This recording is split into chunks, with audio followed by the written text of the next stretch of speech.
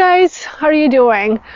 Today I'm going to basically just do a couple of projects around the yard, and I was hoping to take you along and plant a few things in the containers, and then I do need to go ahead and clear out my peonies for the for the fall, do fall maintenance on them. Then I need to go ahead and secure my ladybanks rose by the pergola. And many of you guys have been following our videos. You know that we have been working on a pergola project for a while, and George has been working on the top of to finish the top of the pergola with a whole bunch of different boards that we stained. I think he's getting ready to finish almost. I think we are short on just a few that we need to get here shortly, and I need to stain them. But for most part, where the rose is, I can go ahead and finally secure them. And if many of you guys, I've talked about this ladybanks rose so many times because it's kind of a special rose to me. A very good friend of ours who propagated from her rose and have given to me, and it's starting to really climb. And they're very aggressive. They go, I think, up to about almost 20 feet. They're very overpowering. They grow fast, and the thing is, though, they only bloom in the spring. So they bloom in the spring. They're finished for the rest of the year. They are thornless, which is really nice to work with them. But they just bring such an amazing show in the winter, in the springtime. They just look like this beautiful pearl-like flowers everywhere, like a creamy yellow, and I think they have white one as well, but I do love this creamy yellow color, and that's what we have. And that what I'm planning to do is bring that up and cover the pergola, so they, some of them will just kind of spill over a little bit and look this kind of give that magical look to the pergola. I'm very excited about it, so we'll do that today. But first, let's go ahead and get these containers done really quick, and then we'll just go right to the peonies. So here, I wanted to do a couple of things here. I cleared out this pot. This is a really cute pot, and a very good friend of mine here. She's French. She gave me this pot as a gift because she thought, she said, when she saw this, I reminded of her me because I usually drink coffee out of the big mugs like we do it in the U.S. And they always French people here, they're always like, oh my goodness, it's such a big coffee cups. They don't drink out of the big coffee cups here. So when she saw it, she was like, okay, I need to get this as a gift. And it has all the gardening pots and pictures on it for like a gardening theme. So I was very excited actually to get this. So it's a big, nice, you can see here, like a big, nice coffee mug, American coffee mug. I'm excited. And so anyway, here I already mixed in some starter fertilizer. What I'm going to do is I need this. This is I'm going to plant some tulips in a cup, and then also I'm going to plant few pansies that I have leftovers from some other projects. I thought it would be really nice to just kind of have it here for the winter and just bring some color. And this tulip bulb that I got, it has only 10 inside. They're very small. They're called Persian Pearl, and they have this really nice fuchsia color, but they don't get really big. They get only about, maybe 15 to 10 centimeters, no, 15 to 20 centimeters tall. So I thought it would be a really nice spot here to just kind of plant them and have them just pop up in the spring. And also they're actually coming over for the oysters hopefully next week, so it'd be kind of nice for her to see that the pot is all is filled and looking really nice here. So anyway, we'll just go ahead and plant this one first, and you can see how small the bulbs are. They're actually quite small. Look at this. Means, I was expecting to be smaller, to be honest, but look, they're not bad size. But you can see that they're definitely smaller than regular tulips because there's just a smaller variety of tulips. Here we go. We have 10, which I will go ahead and poke through like that and just plant them.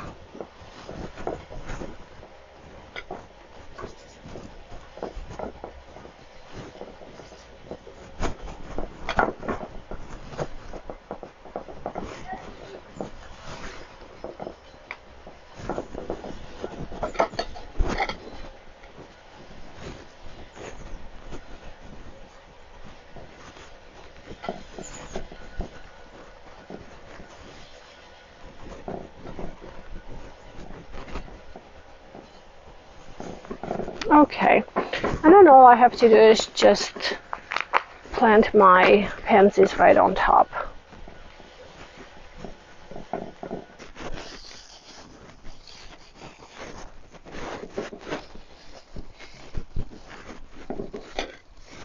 Okay, I need to get a little more compost to add to this pot though, which I'll do it here in a moment. But here another thing that I need to do. I need to go ahead and plant this begonia. Oh, I have another one. There we go. Okay, and I have a begonia that I propagated from one I already have. It's really, really pretty. Look, you can see it has a nice root that it developed in the water. And I love this begonia. I can't tell you the name because this was given to me by our neighbor. She has some nice plants in her patio. Usually she makes cuttings and brings it to me. And now I have this one under my covered porch in the back, and it has grown quite a bit. And so I actually last year started cutting them and incorporating them into my cut flower vases when I bring flowers home.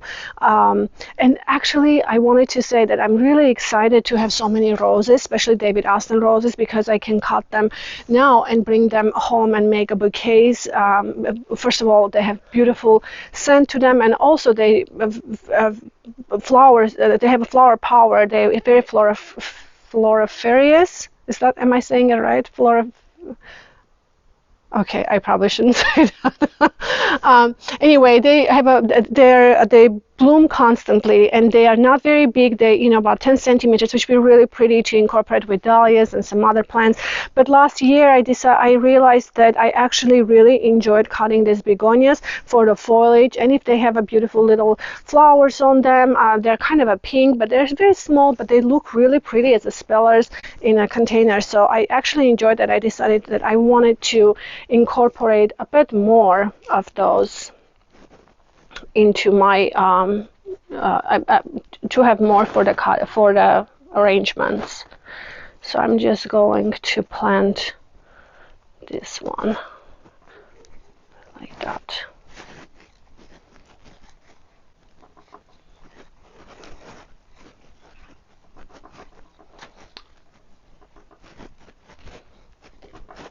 I need to get a bit more compost, but you need to come with me.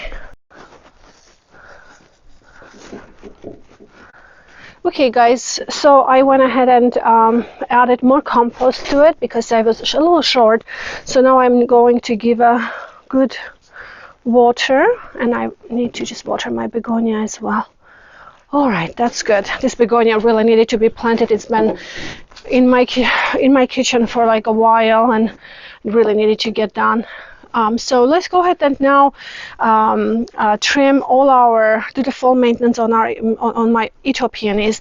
They're a little different. I have other videos about the fall maintenance on peonies because there are different kinds of peonies. There's 3 different varieties of peonies. If some of you may be not familiar, one is a herbaceous, one is a Ito or intersectional, and the other one is a tree peony. And the intersectional is basically crossed between the herbaceous and a tree peony.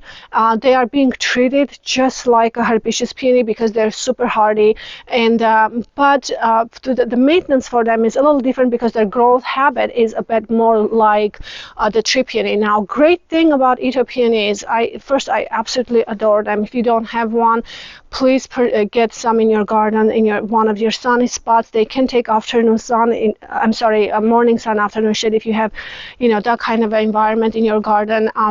But they come with beautiful different shades of the flowers, very unusual because they're crossed from a tree peony, so they bring all the variations of apricots and yellows and other colors to incorporate. Also, they don't need to be staked. I mean, these ones I'm not staking.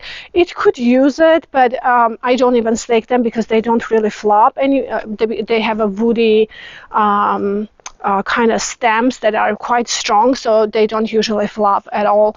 But just amazing plant. They are a bit more expensive than herbaceous peonies, but also great thing about Ito peonies is because if you are gardening in the northern areas, Uh, you cannot obviously have tree peonies in a colder areas because they just really don't thrive. They don't do well. But Ethio peonies can be a really great alternative to the tree peonies. You can have those gorgeous big flowers because they're very cold hardy. So anyway, that's about Ethio peonies. And maintenance, let's just go and I'll show you how I usually do my maintenance on them. I've done most of my maintenance already. I might have one or two left in the garden. I do have this one. These are big. They've been here for about 6 years, I believe, because this is the area was my first garden when we moved here. This is what I did. I planted the ethos here. And being from Colorado, you know, ethos or the peonies have been biggest part of my spring garden. I absolutely adored it because they were cold hardy. They were gorgeous when they started. Oh, I absolutely love them. And so immediately I planted ethio peonies here, and they're amazing, absolutely amazing. So first what I do in the fall, I remove all those leaves, and you can see the leaves are so much different than herbaceous peonies. They look like more of a tree peony leaves, and the buds are also very much look like tree peonies because they look like they have a hazelnut shape a little bit versus the round ones. But you have to be a bit careful with them because a lot of their eyes, they come up on their woody part. So first what I do is just remove all these leaves. And if you wanted to leave, you know, all of these leaves to clean up in the spring, honestly, it's not going to hurt anything. I just like removing them because I don't want any fungus and things to sit on the bottom of the base of the peonies, because peonies can get fungus, especially tree peonies, and these guys are also, you know, cross between the tree and the herbaceous peonies. So first I remove all of this. Okay, so I removed all the leaves, but I wanted to show you that you can see because of the wind and all the leaves that have fallen from the trees have accumulated right in a base of the tree Ethio peony. So we need to go ahead and remove them. But I wanted to say that you kind of have to be really careful when you put your hands there because you can easily damage all the eyes. You can see, I don't know if you can see or not, but all the eyes are really poking through the soil and literally from everywhere. And I have to show you here as soon as we start trimming it, but you can see as I'm removing the leaves, you have to be kind of careful because those are your flowers. If you damage the eyes, you won't have any flowers. But you can see they're all poking through right here. If you put your fingers there and you're not careful, you could damage them.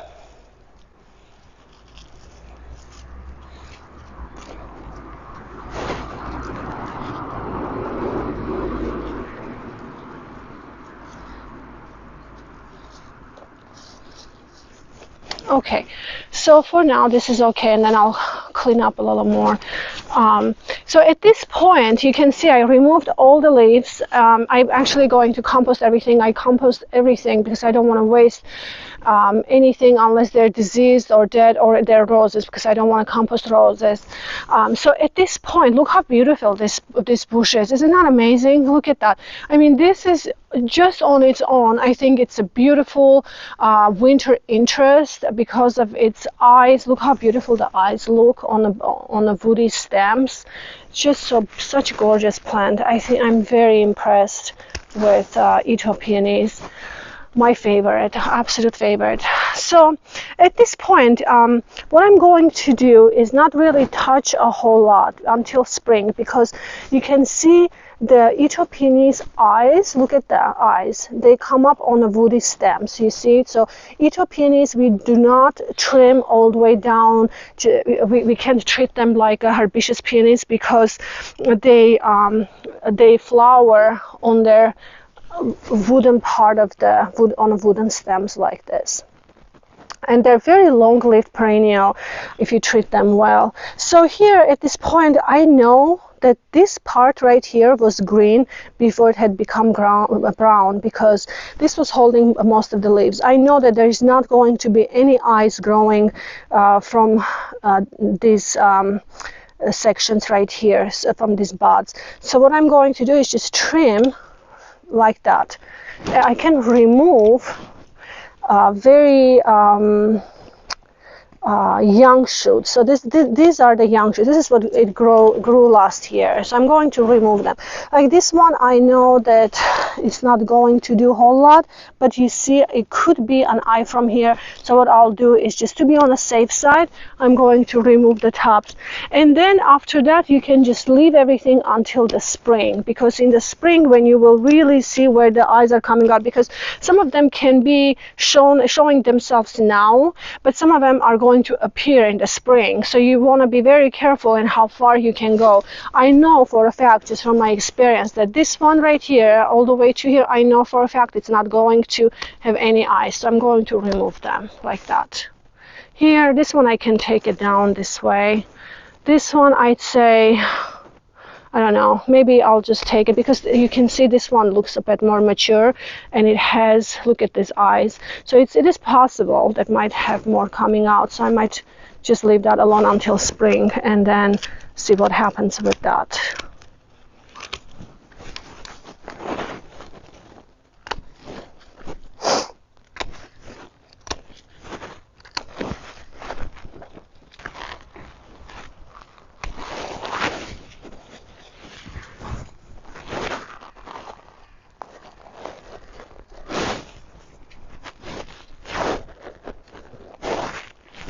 Okay, so I think we get to this point in the fall, and I think this looks really, really good.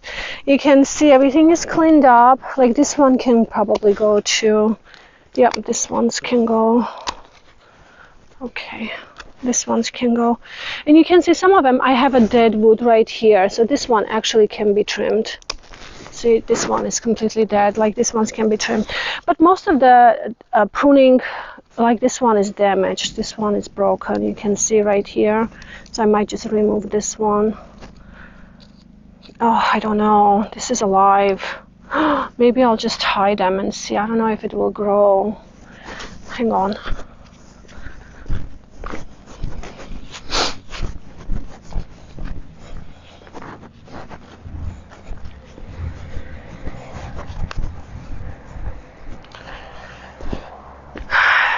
So it is, this branch probably broke during the wind and growing season, but you can see like this is still partly attached and it's still healthy. So what I'll do, I probably will just go ahead and tie this together. I mean, if it doesn't work, it doesn't work in the end, but it's still alive.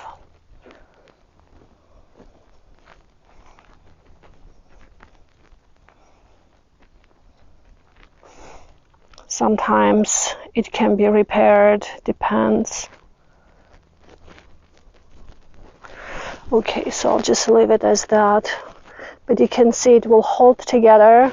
It is possible, so it looks like it's cracked all the way down here, but it is possible that it could repair itself because it has enough to hold it together, and you can see it's still alive and healthy. So I'll just leave it at that for now. The rest of it, you can see that I've removed, and everything else after that can be trimmed in the spring. Like I have a feeling that this one will go in the spring, this one, but in the winter, in the springtime, it is a lot more obvious in what needs to be cut and what is not going to be cut, because then you can really see where the eyes are coming from and how far. You know, do I have eyes here or not? If not, then that means this might be dead, and I can remove that. But for the most part, this is all you do in the fall. And then I just want to make sure I cleaned out all of this debris from underneath as much as I can without damaging beautiful eyes, red eyes that are poking through.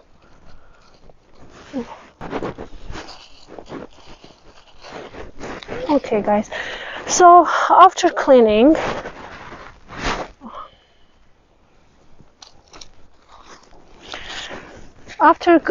well, at this point, I will go ahead and just add, what I have here is um, blood, bone, and fish fertilizer. But you can also, if you have bone meal, you can also apply bone meal. It doesn't matter. I really like this blood, bone, and fish fertilizer, even more so than bone meal, to be honest, because this one already has bone meal mixed in as well. It really does a very good job. So what I do, I just spread around the root ball and base of the plant like that, and just basically work it in the soil a little bit. See, kind of like that.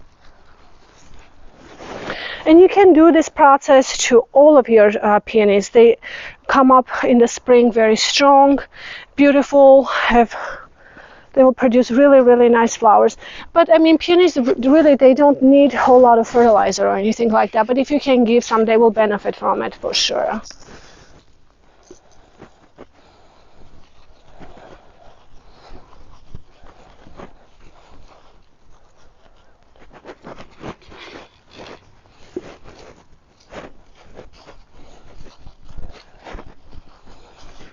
Okay, so this is all we need to do for the Ito peonies, and just let that stay and come back in the spring.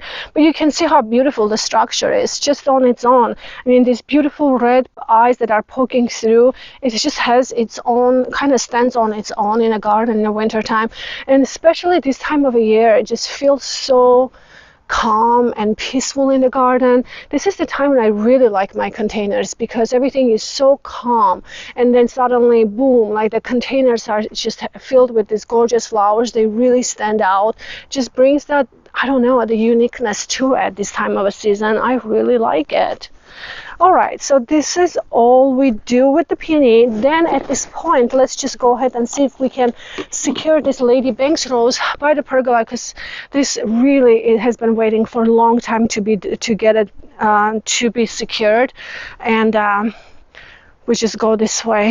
I really wanted to talk about winter interest just really quick, because I'm in this area, and I just wanted to bring to your attention to the tree peony, since we are working on peonies today. Look at this peony, tree peony. It's looking so pretty. It's very really unique to the winter interest, because it does have an architectural structure in the garden. See, I did maintenance on it already. This is very similar to Ito peonies, except that this is a tree peony. And while we're talking about peonies, just really quick, I wanted to address that in a colder zone for the Ito peonies, you can like plant them as a regular. For the warm environments, peonies don't have to be planted too deep. Just the soil level is just fine, because if you plant them too deep, they are not going to bloom. They'll be fine. They will have a foliage, but they will not bloom for you. But look at this. Isn't that just so pretty this time of season? Also, I wanted to show you the magnolias that I have right here. Look at the magnolias. Also have a beautiful winter interest, because they have all their gorgeous buds that they have created on their stems already. It's looking really very pretty here. I mean, lots of things are just starting to poke, and it's only December. I'm so excited to be in this zone. Look at this one. This one is a yellow magnolia, and it's already created buds. I'm hoping to have some. What's wrong with you? So created buds here for the I think this is for the blooms. And I have another one here. Look at this. This is not so pretty. Just really gorgeous trees. This time of a year, when you don't have lots of flowers or anything like that, we do have, this is to look at, because you still have some interest in the garden before they even start blooming. All right, let's go to my construction zone. And this is a very muddy place for the moment. I I have been working on this water feature. I have my container. I started digging already. You can see I have dug this far. I think I'm halfway down. I just haven't had the time because the weather wasn't cooperating for me to really get this done. But I need to install this container completely inside, and then I'm trying to do just a solar feature, solar water feature, because bringing the electricity from the house to here, it's going to really mess up lots of things, and I just really don't want to deal with that. When or if we do the backyard, we will do all that ahead of time. This front garden, I just don't have. I started without them, and I don't want to recreate everything all over again. But I can probably do solar fountain. I'm hoping. I mean, this is just a experiment DIY. We'll see how it all goes, but I have a pretty good idea. I hope it does work. All our winter berries are planted to the edges. I think they're doing really nice. Really love how this came out here, turned out here. So, I am dreading to go here, honestly, because we have been having rain, and it's so muddy.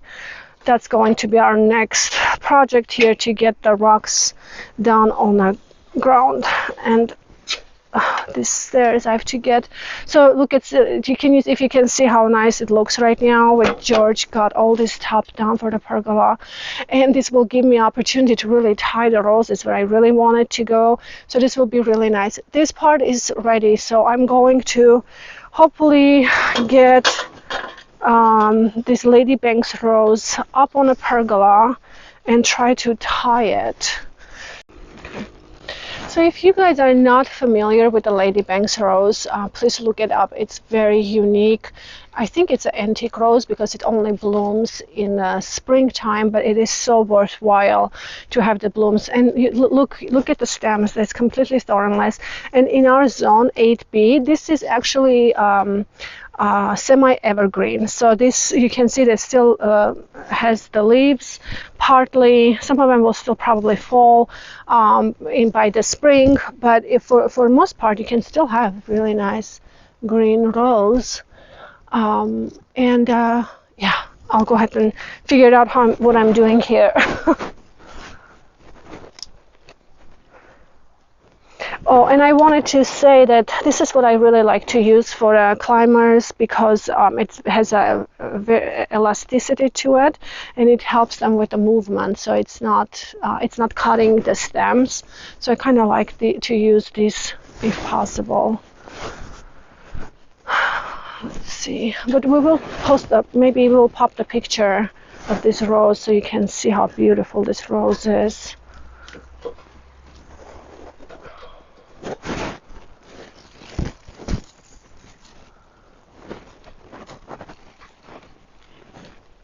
Maybe I need to get this one a little more this way.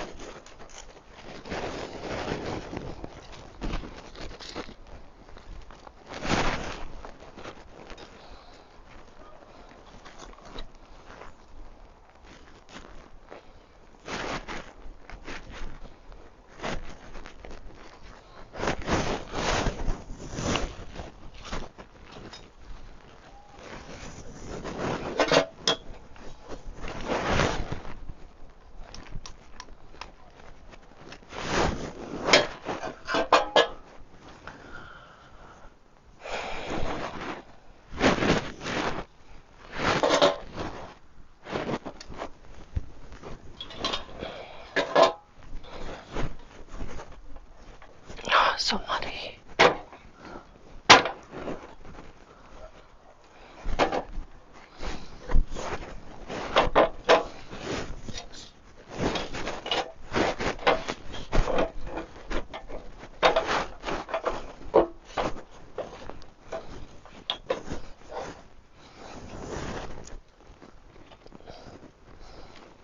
I hope it's secured this side because it's gonna go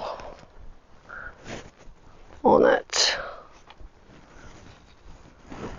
Wow, look at that. It's actually gonna go too far, quite far.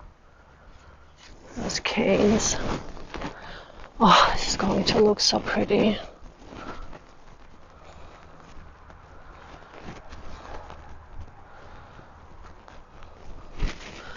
Okay. This looks good.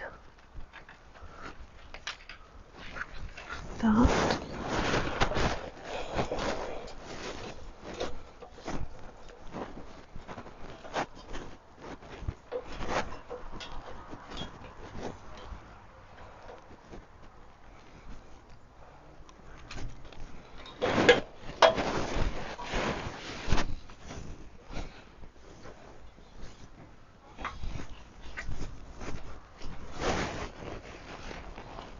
This needs to be addressed, I think. Oh.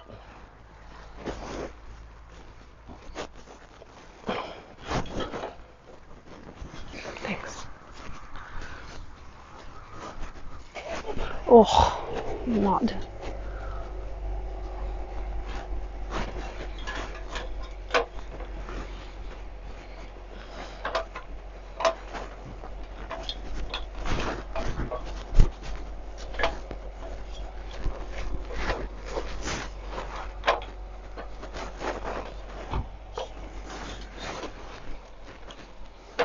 I'm not secure with this mud. Oh, thank you. Oh, okay.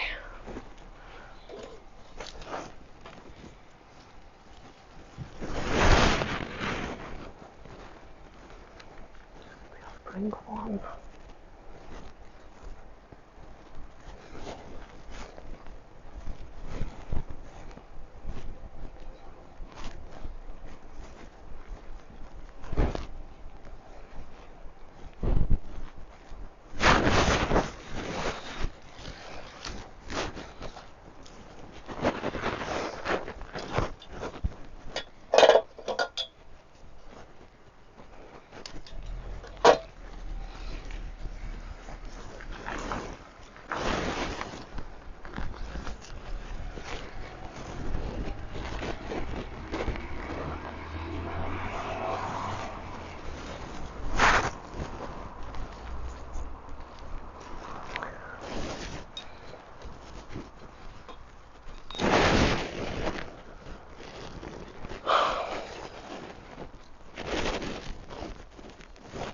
Not sure this one. Maybe I'll still bring gather here. Maybe just gather here, yeah, and then it will find its own spot as it goes up. Like that. Well, I think for the most part this is all needs to be done until, and then I'll prune a little bit in the spring. But that one, not sure, that one I kind of like to.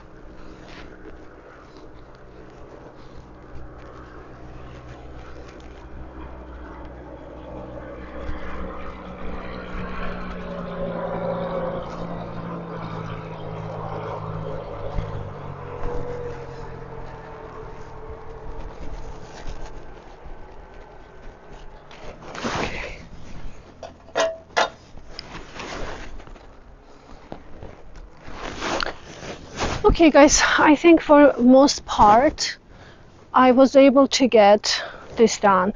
I will let it be until spring, and then I'll go ahead and try to trim them down in the spring and see how everything really needs to be for the training of the rows. But what I'm trying to do at the moment is try to bring everything up to this point and then let them grow. Like all these canes that are up here, they will eventually start growing, and then what I'll do is I will start spreading them everywhere, and hopefully in one point this entire place will be covered. So these guys grow almost 20 feet long, I think, that maybe more. They're maybe more, maybe way more. They are very, very aggressive, and they will cover this entire pergola, I believe, easily. And they grow very fast, absolutely gorgeous. In the spring, it will be magical. Anyway, you guys, hope you enjoyed this video. I hope it wasn't crazy, because I kind of bundled so many things into this one. You have a wonderful season, great week, and don't forget to subscribe to my videos. Love hearing from all of you, and I will see you in my next video. Bye bye.